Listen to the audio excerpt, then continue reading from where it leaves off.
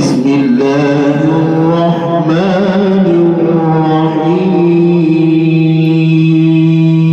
الرحيم وسيق الذين اتقوا ربهم إلى الجنة زمرا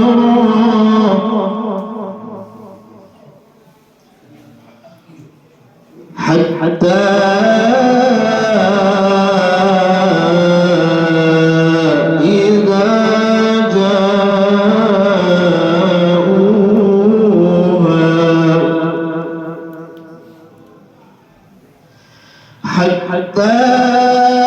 إذا جاءوها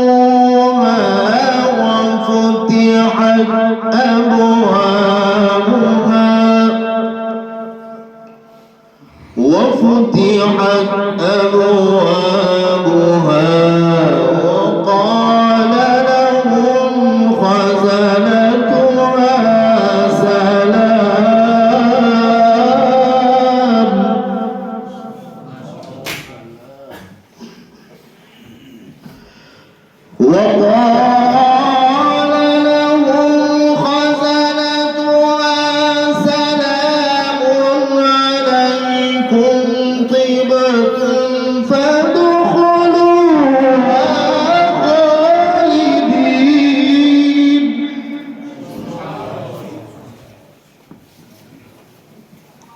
وقالوا الحمد لله الذي صدقنا وعده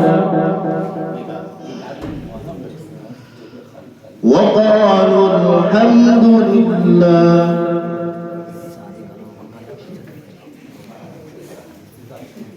पहले मुफ्ती साहब आप चले जाओ आगे मैं इधर से अच्छा दोनों तरफ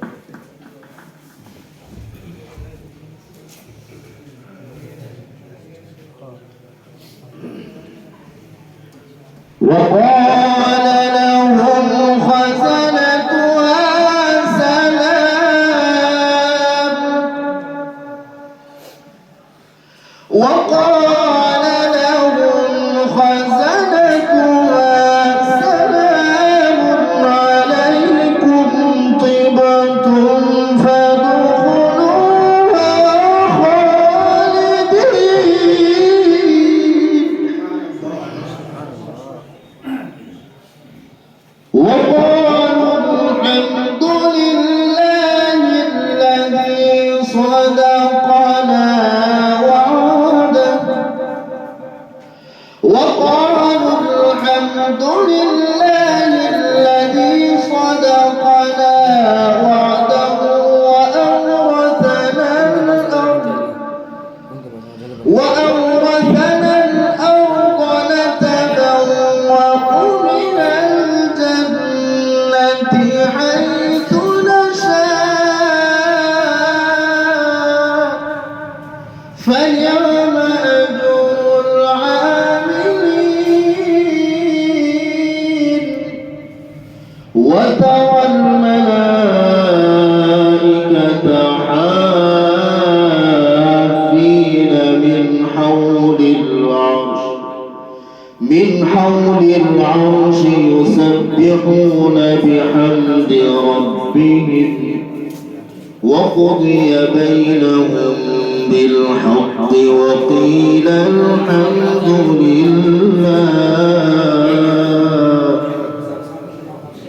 وقيل الحمد لله رب العالمين صدق الله العظيم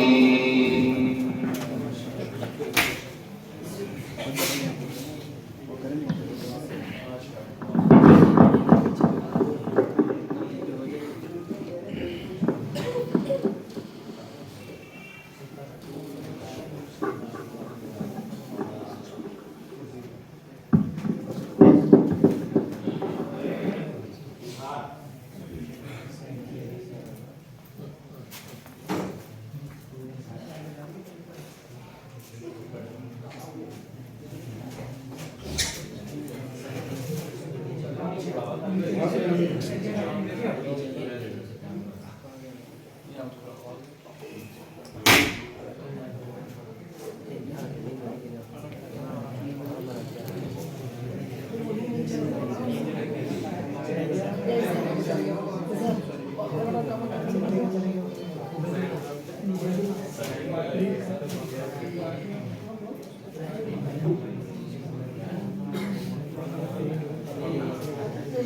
इधर भाई माइक से हो गया।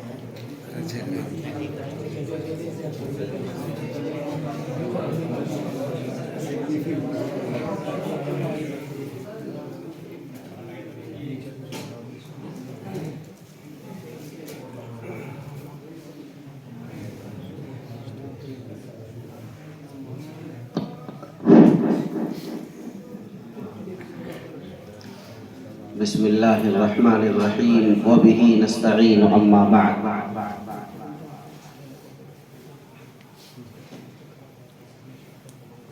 आज जामियातुल उलूम देवबंद में हाजिर होकर बड़ी खुशी हो रही है कि आप हज़रात बड़ी तादाद में यहाँ इस्तिफादा कर रहे हैं और अच्छे और जय्यद असातिज़ा किराम से आप हज़रात फ़िक़्ह व फ़तावा में दर्क हासिल कर रहे हैं। ख़ास तौर पर हज़रत मौलाना मुफ्ती मोहम्मद एहसान साहब कासमी दामत बरकातुहुल आलिया,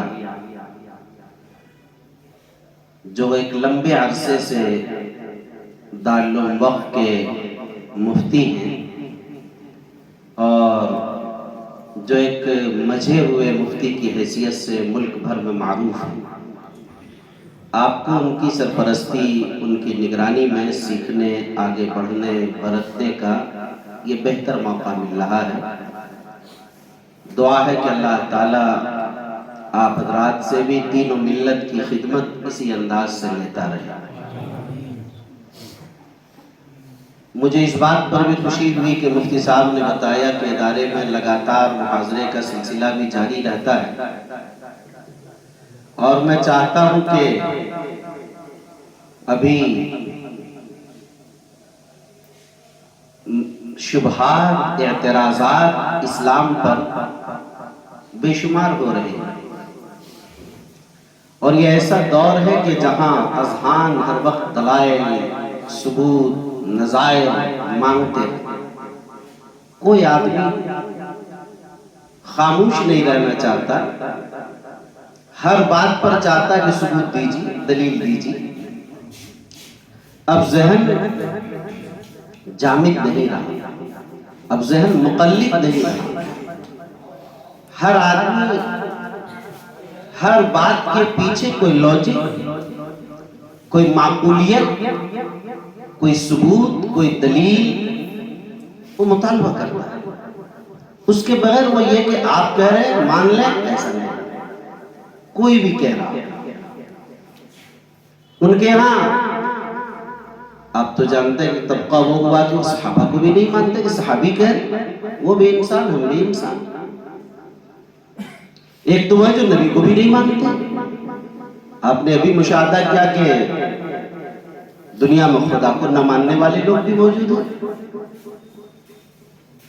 वो वजूद बारी ही के मुनकिर है कि अल्लाह ही नहीं है दुनिया में, सारा निजाम अल्लाह के बगैर चल रहा है।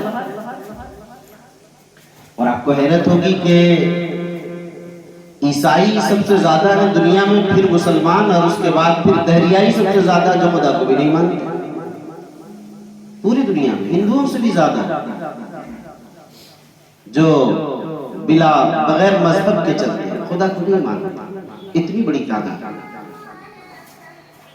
खुलासा ये अर्ज करने का मकसद ये कि ये दौर बातों को इस तरह पेश करने का, मुझे ये अर्ज करना, कोई बात आपकी बिला दलील नहीं मानी जाएगी।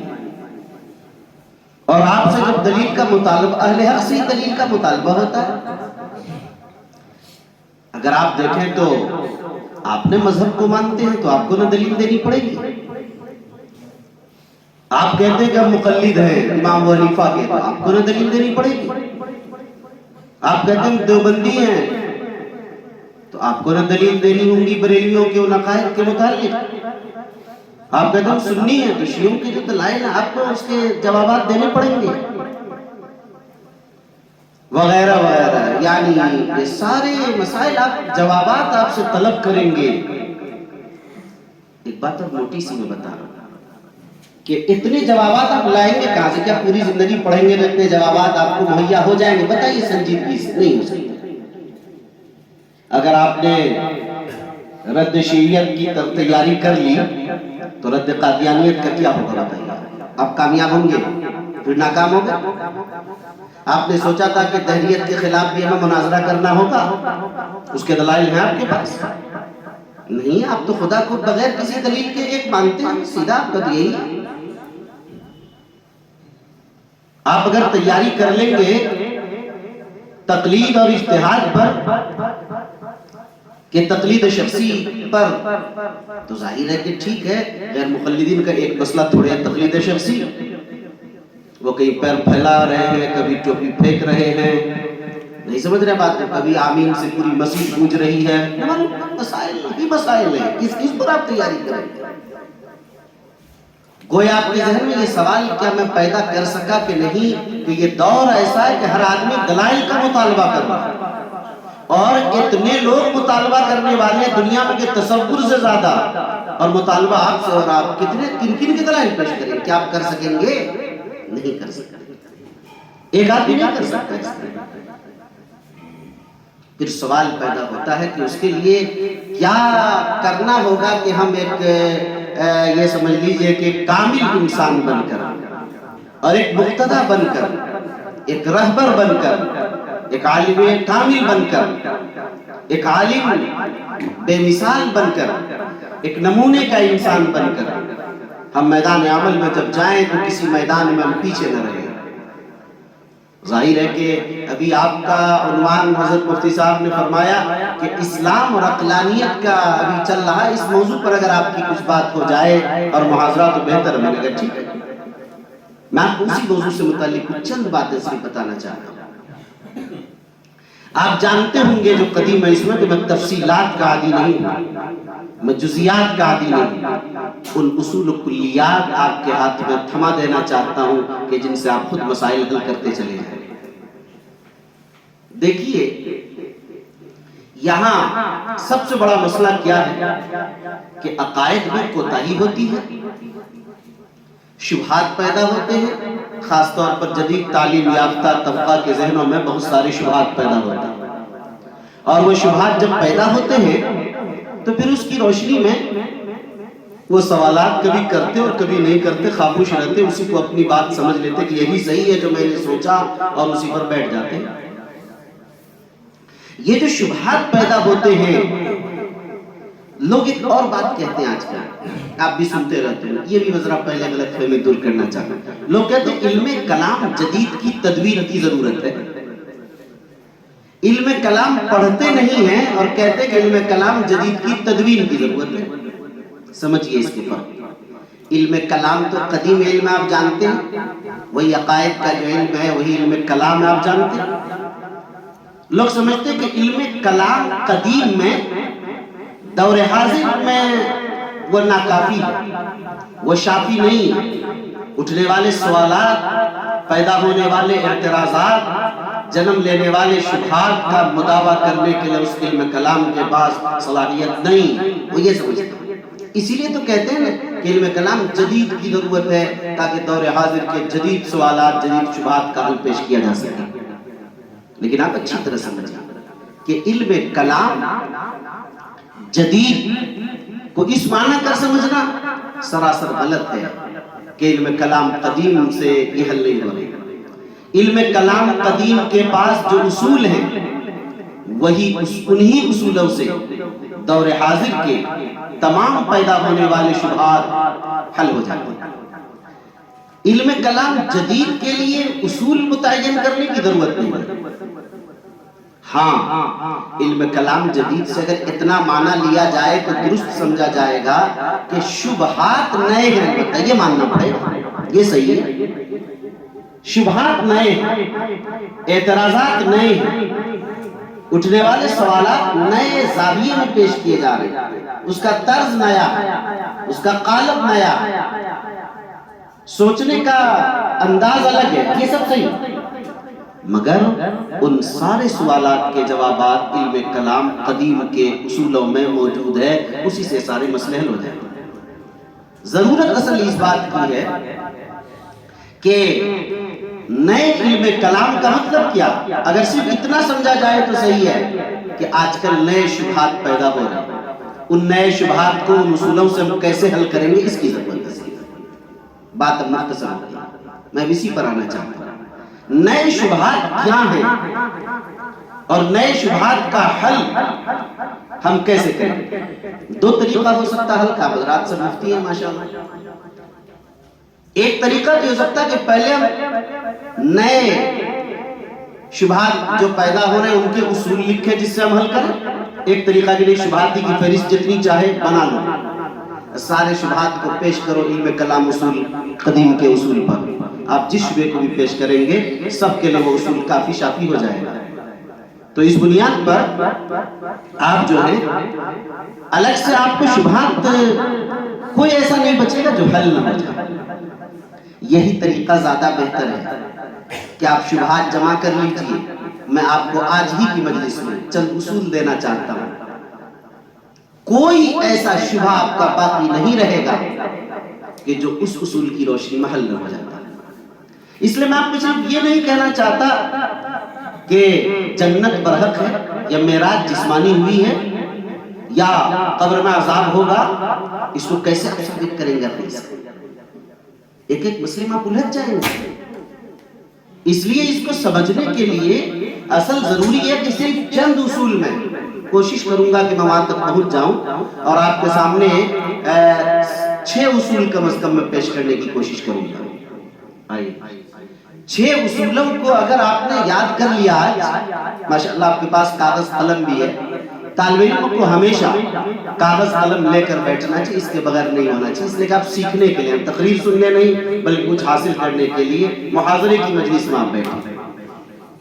اگر ان 6 اصولوں کو آپ نے اپنا لیا، یہ جتنے عقلیات پر اعتراض کرنے والے جدید دور کے ہیں، کوئی اعتراض ایسا نہیں بچے گا کہ جس کا حل آپ کو اس میں ہی نہ مل جائے، اور بڑی آسانی سے، اتنا آسان جواب کہ آپ کہیں گے کہ بڑی حیرت کی بات ہے کہ میں اتنے دن غافل رہا، کاش یہ پہلے سے معلوم ہوتا تو اتنے دباؤ بنا رہتا۔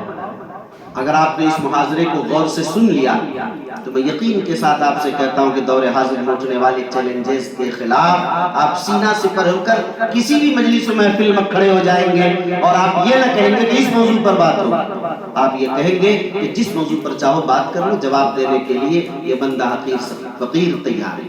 آپ میں جرأت پیدا ہو جائے، آپ میں یہ خود اعتمادی پیدا ہو جائے گی انشاءاللہ۔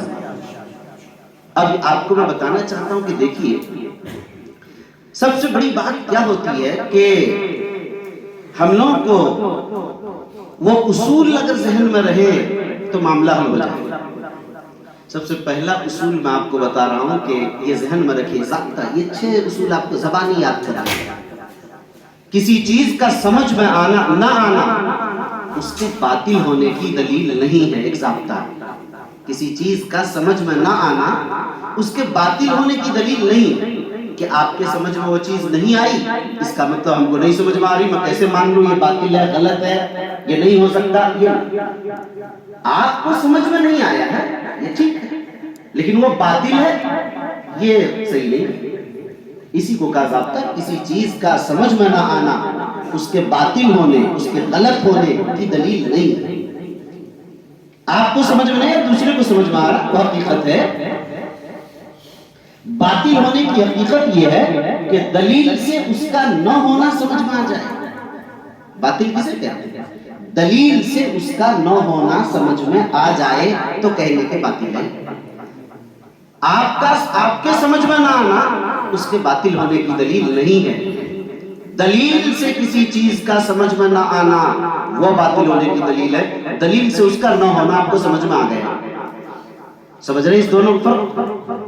تو ظاہر ہے آپ یہ سمجھ گئے کہ کسی چیز کا نہ ہونا اس کے باطل ہونے کی دلیل نہیں ہے. بہت موٹی سی مثال میں آپ کو دوں گا، بہت مختصر.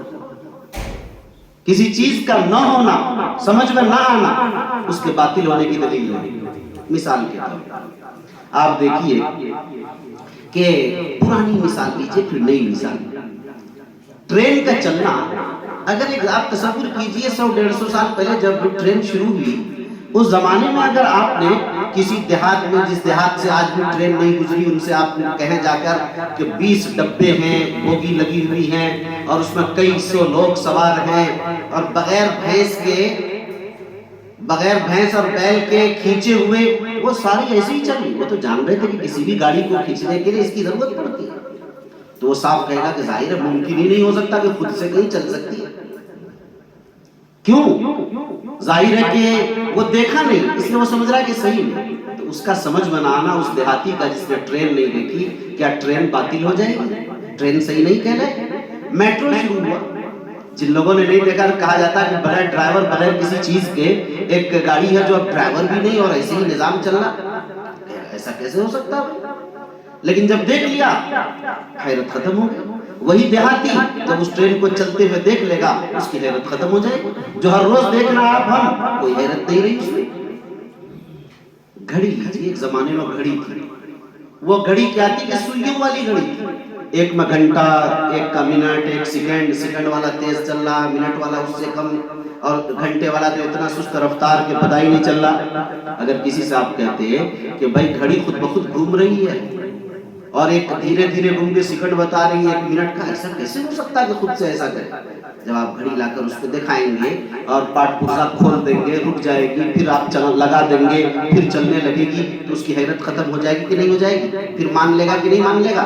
لیکن اگر بغیر دکھائے آپ نے بتایا گھڑی ایسی ایسی ہوتی ہے، ایسے ایسے چلتی ہے، اور وہ حیرت سے منع کرے، تو آپ بتائیے کہ اس کا یہ کہنا کہ نہیں ایسا نہیں ہو سکتا ہے صحیح ہوگا؟ یہی ہے کہ اس کا نہ ہونا، کسی چیز کا سمجھ میں نہ آنا، اس کے باطل ہونے کی دلیل. یہ بات سمجھ؟ آج سے تقریباً آپ لوگ اس دور کے بھی بہت بات کی مثال آپ کو سمجھ میں آئی. آج سے 30 سال پہلے، 40 سال پہلے اگر کسی کو کہا تھا کہ یہی بیٹھے امریکہ بات کرو، 40 سال پہلے تو پاگل کہتا. یہاں سے بیٹھے امریکہ کیسے بات ہو سکتی ہے؟ یہاں سے بیٹھے دلی کیسے بات نہیں ہو سکتی ہے؟ اگر یہ کہے کہ جیب میں ہمارے پاس ایک چھوٹا سا موبائل اور ایسی چیز ہے جس سے ہم بات کر لیں امریکہ، انگلینڈ، 1 منٹ میں امریکہ بیٹھے ہوئے انسان سے، لاہور میں، تو ناممکن ایسا ہو سکتا ہے؟ سمجھ میں تو نہیں نہ آتی آج سے 40 سال پہلے یہ بات کی بات ہو سکتی ہے. تو کسی چیز کا سمجھ میں نہ آنا اس کے باطل ہونے کی دلیل نہیں ہے. جب آپ نے موبائل دیکھا تو حیرت ختم ہو گئی کہ نہیں ہو گئی آپ کی؟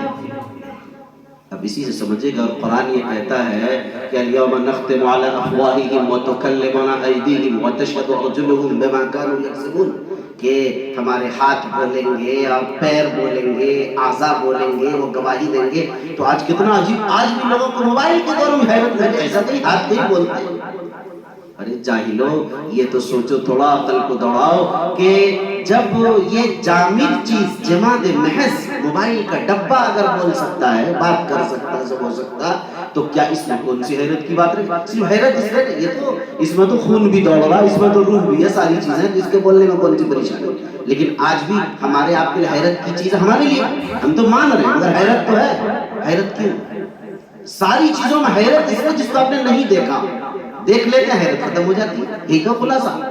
اب سمجھ میں آیا کہ جس چیز کو نہیں دیکھتا حیرت ہوتی ہے، اور جس چیز کو دیکھ لیتا حیرت ختم ہو جاتی ہے. گویا نہیں دیکھنے، مانوس نہ ہونے کی وجہ سے آدمی کو یہ ہوتا ہے. تو کسی چیز کا سمجھ میں نہ آنا اس کے باطل ہونے کی دلیل نہیں ہے. یہ بات آپ کو سمجھ میں آ گئی ہے کہ؟ اچھا، اسی طریقے سے یہ سمجھیں کہ اگر دوسری بات میں نے یہ کہی تھی کہ باطل کسے کہتے ہیں؟ باطل ہونے کی حقیقت یہ ہے کہ دلیل سے اس کا نہ ہونا سمجھ میں آ جائے، تب وہ باطل ہے. دلیل سے اس کا نہ ہونا، دلیل کہتے کہ نہیں ہے ایسا. تو ظاہر ہے کہ مثال کے طور پر آپ دلی سے کلکتے آئے، کلکتے سے دلی گئے، تو آپ کلکتے سے دلی آئے اور دلی اسٹیشن پر اترے پلیٹ فارم پہ، اور پلیٹ فارم پر کسی نے آپ سے کہا کہ بھائی صاحب یہ ٹرین 1 گھنٹے میں آئی ہے، کلکتے سے دلی 1 گھنٹے میں آ گئی ہے، سمجھ رہے؟ تو آپ اس کی بات مانیں گے؟ نہیں مانیں گے۔ کیوں نہیں مانیں گے؟ اس لیے کہ دلیل سے اس کا نہ ہونا آپ کو سمجھ میں آیا۔ دلیل کیا آپ کے پاس؟ ہم خود آئے ہیں، ہم تو خود آئے ہیں، ہم خود مشاہدہ کر رہے ہیں کہ اس کو 24 گھنٹے لگی ہے، سمجھ رہے ہیں؟ 1 گھنٹے میں نہیں آئی ہے، اس لیے دلیل سے اس کا نہ ہونا سمجھ میں آیا کہ نہیں آیا؟ اور 200-300 لوگ جو ٹرین سے اترے پلیٹ فارم پر، سب نے کہا کہ بھائی 24 گھنٹے میں ٹرین آئی ہے، تو دلیل سے اس کا نہ ہونا سمجھ میں آ رہا کہ نہیں آپ کو؟ اس لیے اس کی بات کیا ہوگی؟ غلط ہوگی۔ دلیل سے نہ ہونا سمجھ میں آ رہا، یہ بات سمجھ گئے؟ تو گویا کہ اسی طرح سے مجھے آپ کو یہ کہنا تھا کہ اگر کوئی آدمی یہ کہے کہ پلسرا جو بال سے زیادہ باریک ہوگا اس پر چلنا ہوگا سارے لوگوں کو، آپ یہی کہتے ہیں تو لوگوں کے لیے کتنی حیرت کی بات، لوگ آپ کو کس طرح پکڑتے ہیں قوت سے، ارے